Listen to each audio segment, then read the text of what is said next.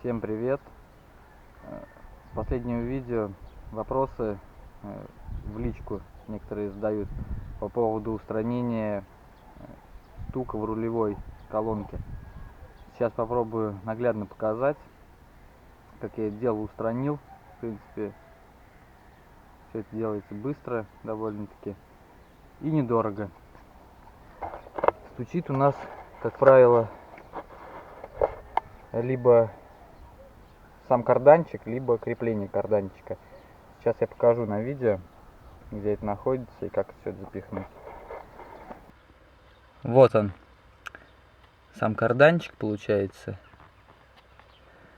И вот она, эта резиночка. Так, как показать?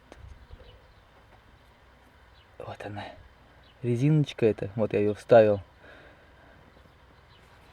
Резиночка от отбойника. В принципе, это есть отбойник, по сути, вырезал из отбойника на классику, где пружина там стоит. Ну, я думаю, все знают. 50 рублей, что-то в районе 50-60 он стоит, этот отбойничек. Вот, вырезал кубик размером 33 миллиметра сторона. Вот, и запихнул туда, получается, вот в это вот отверстие. Советую сразу сделать все стороны 33 и одну чуть-чуть подточить до 30, наверное, миллиметров, чтобы под конус было удобнее запихивать, иначе задолбаетесь. Брызгаете силиконовой смазочкой и аккуратненько отверточкой то одну, то другую сторону запихиваете и руль крутите туда-сюда. Она лучше заходит. Ну, в принципе, я думаю, минут за 15, за 20 вы затолкаете ее. Все качественно, это насколько стоит у меня уже год. Не вылетает ничего и стука нету. Еще стук возникает, если так вот этот вот болт с гайкой зачастую бывает откручен.